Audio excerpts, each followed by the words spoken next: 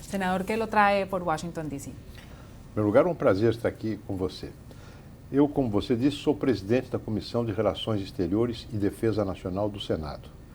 E fui convidado para estar aqui em Washington para um encontro com o presidente da Comissão de Relações Exteriores do Senado norte-americano. Vou aproveitar essa visita, já tinha pensado nisso, e programei uma visita ao senhor Tom Shannon, que já foi embaixador dos Estados Unidos no Brasil e ocupa uma função importante no Departamento de Estado, para falar sobre o Brasil. A minha ideia é fazer uma apresentação do que acontece no Brasil hoje e coincidiu a minha presença com a votação do impeachment da presidente Dilma Rousseff. Então é claro que as atenções todas se voltam para esse tema, o que está acontecendo hoje na crise política do Brasil.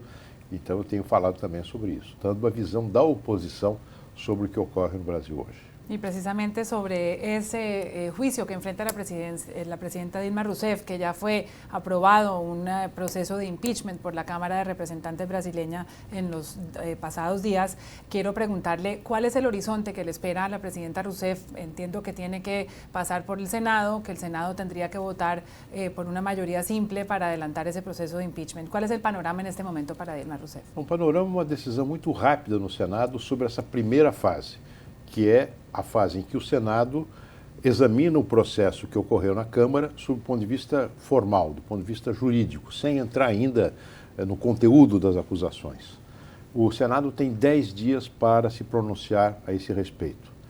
Se o Senado concluir que o processo da Câmara está bem feito, desse ponto de vista jurídico formal, e votar favoravelmente à instalação do processo, a presidente, então, é afastada das suas funções e assume o vice-presidente.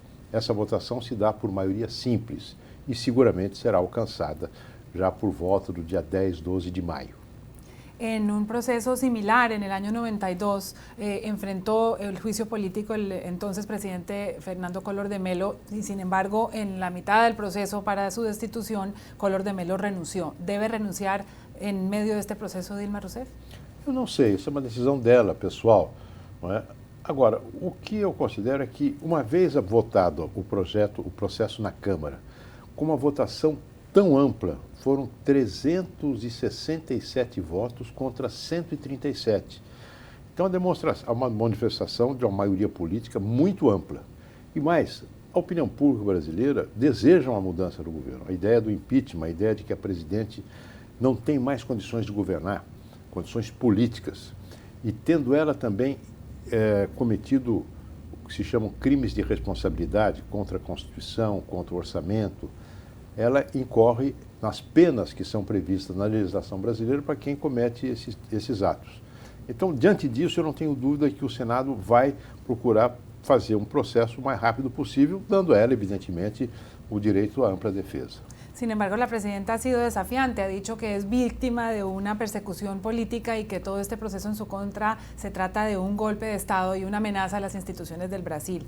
Y palabras similares también ha pronunciado el secretario general de la Organización de Estados Americanas, el uruguayo Luis Almagro, quien ha dicho que no hay motivos para adelantar este proceso contra Dilma Rousseff. ¿Usted cómo responde a esas aseveraciones de golpe de Estado? Bem, seria um golpe de Estado curioso, que é um golpe de Estado decidido pelo Congresso Nacional, depois de uma comissão especial formada na Câmara ter debatido amplamente essa questão, ter se pronunciado sobre um pedido de impeachment subscrito por 3 dos melhores juristas brasileiros, com apoio da Ordem dos Advogados do Brasil e a supervisão estreita da Suprema Corte Brasileira, que por 2 vezes já se pronunciou sobre a regularidade do processo que está em curso. Então, a presidente Dilma Rousseff, ela cometeu efetivamente crimes graves. Ela cometeu crimes contra o orçamento público. Ela manipulou o orçamento, utilizou-se de artifícios contábeis para disfarçar a situação de crise fiscal que existia no Brasil durante as eleições, para, com isso, não revelar aos cidadãos brasileiros a gravidade da situação que o Brasil estava vivendo, de completo descontrole das contas públicas. Isso tem consequências muito graves sobre a vida do país. Contas públicas desarrumadas, um déficit fiscal enorme que se revelou depois das eleições, tem como consequência inflação, tem como consequência um desemprego, paro terrível, né? Nós temos hoje no Brasil mais de 10 milhões de desempregados. Só nos últimos 2 anos foram 3,5 milhões de novos desempregados. A economia brasileira recuou, se retraiu. Em 2 anos nós teremos uma retração do produto interno bruto per capita de cerca de 9%. Nem na crise de 1929 aconteceu algo semelhante. E, além disso, um enorme e colossal escândalo de corrupção, de manipulação de verbas públicas para desviadas em favor de sua campanha eleitoral e do partido que está no poder. Então, os crimes estão plenamente caracterizados, não é? Onde que quem comete crimes no Estado de Direito tem que ser punido. E a punição que a Constituição brasileira prevê para esses crimes, quando cometidos pelo presidente da República, é a perda do mandato decretada pelo Congresso. Então, tudo que está sendo feito é o cumprimento da Constituição brasileira. É isso que está acontecendo no Brasil. Agora, se a presidente Dilma Rousseff diz isso, ela está simplesmente, digamos assim, no direito de fazer uma defesa puramente política do seu mandato, porque é legítimo. Mas ela não tem o direito de fazer o que está fazendo. Ela até está dizendo, inclusive para correspondentes estrangeiros, que o Brasil é vítima de um golpe de Estado. Ora, se algo nos distingue, algo do qual nós nos orgulhamos, nós brasileiros, algo que é, digamos, um ativo importante do Brasil, é o fato de termos uma democracia consolidada. Uma democracia que enfrentou um processo de impeachment do presidente Collor e a sua remoção do poder, e que está enfrentando esse processo com a mais absoluta tranquilidade. Os militares nos quartéis, o judiciário funcionando, a imprensa livre. E quando a presidente Dilma diz que está havendo um golpe de Estado no Brasil, ela está passando uma imagem de um Brasil desorganizado, um Brasil caótico, um Brasil onde não existe lei, não existe Constituição, o que é mentira. Isso afasta, inclusive, investidores externos que, ao verificar a economia brasileira e que, podendo ver nela oportunidades de investimento, se retraem diante dessa propaganda negativa que a presidente está fazendo e que acaba tendo eco numa instituição, não uma instituição não, mas na presidência de uma instituição, esse senhor Almagro, que está falando o que não deve, falando sobre o que não conhece.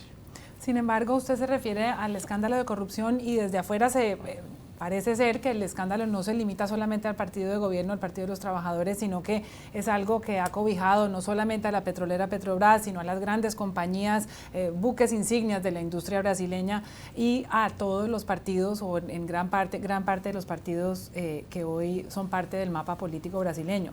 Incluso en la Cámara de Diputados que votó para adelantar el proceso de juicio político, hay un porcentaje alto de sus miembros que también están investigados. ¿Eso le resta legitimidad al proceso que está adelantando el sector judicial de Brasil y los parlamentarios? Veja, eu acho que a corrupção, infelizmente, existe bastante disseminada no sistema político brasileiro, como infelizmente em outros países do mundo e particularmente na nossa América Latina, não é?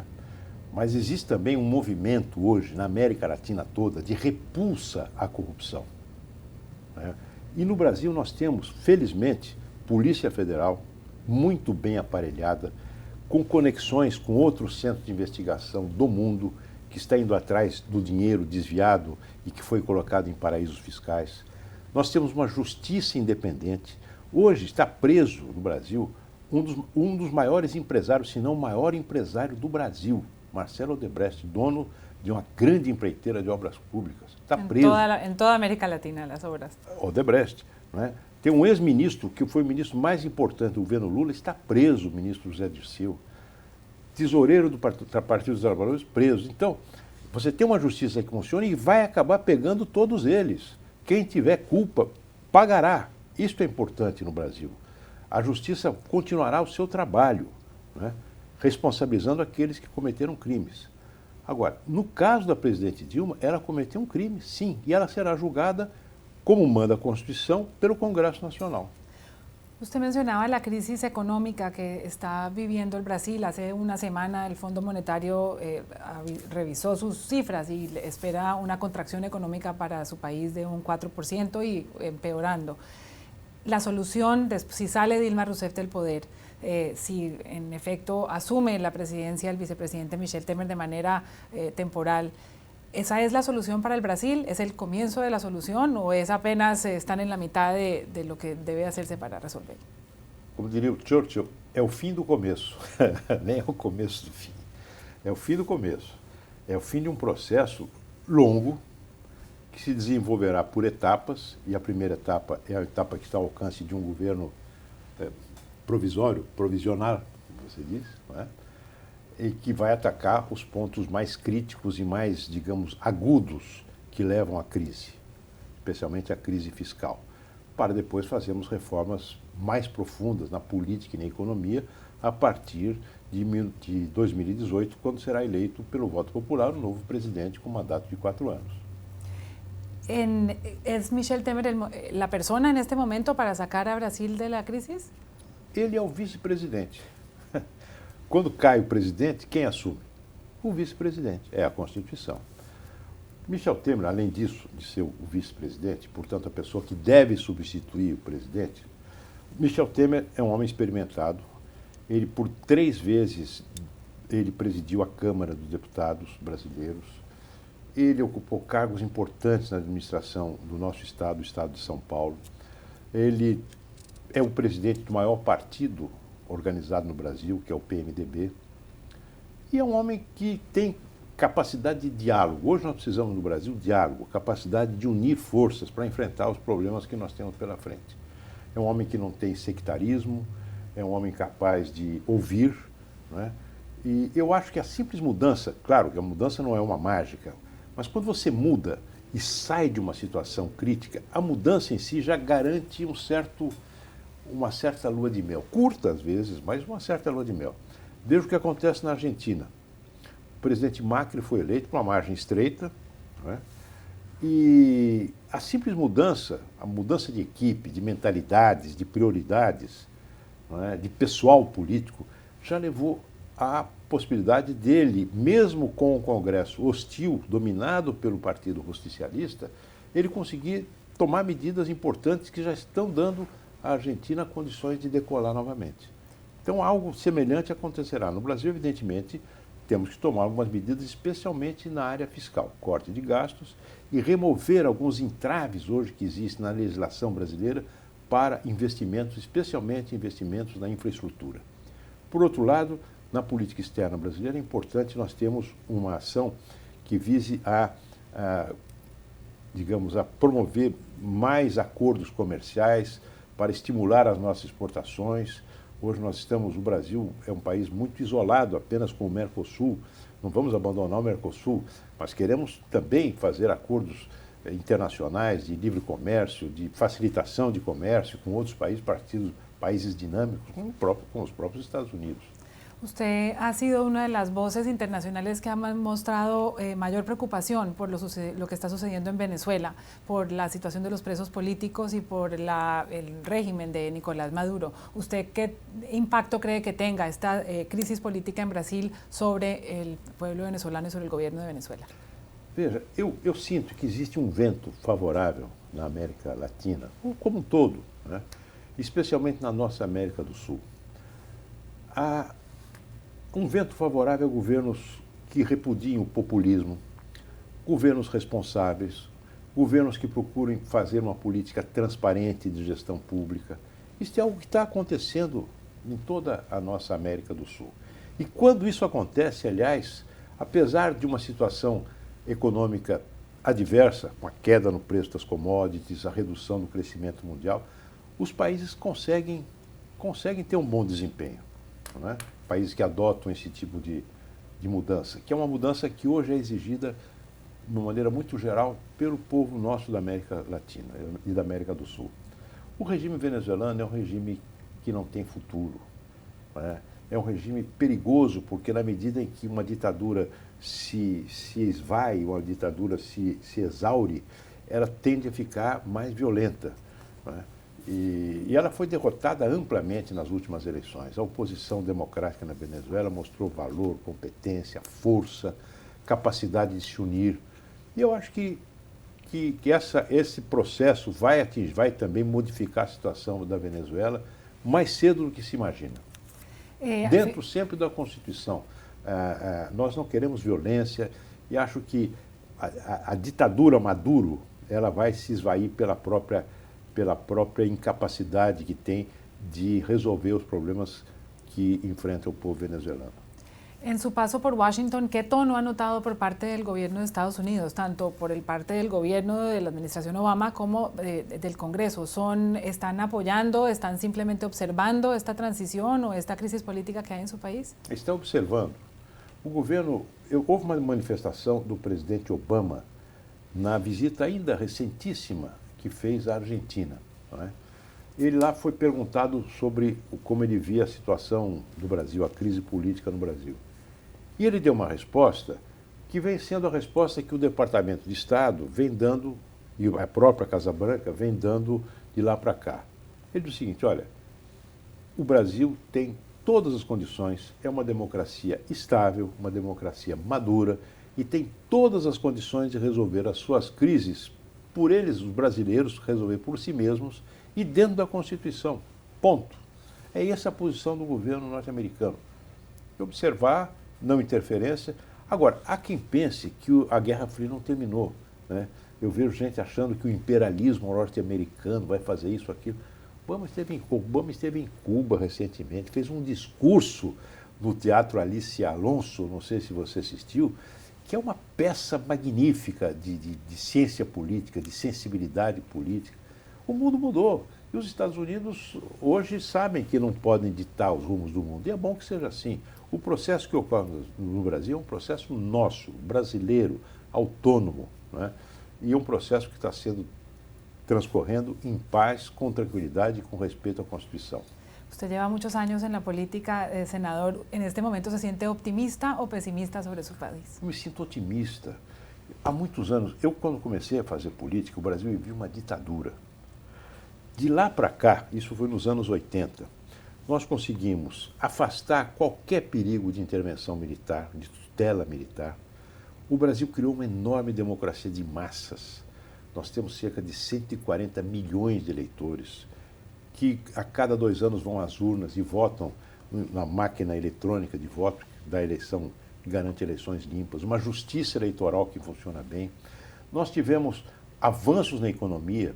Hoje o Brasil é um dos grandes, talvez o maior produtor agrícola do mundo. Não é? Nós resolvemos um problema grave, que é o problema de alimento para o nosso povo, e também o nosso agronegócio garante divisas de exportação. Fizemos uma grande mudança no panorama energético do país. Em 1980, o Brasil importava 80% do petróleo que consumia. Hoje nós estamos perto da autossuficiência.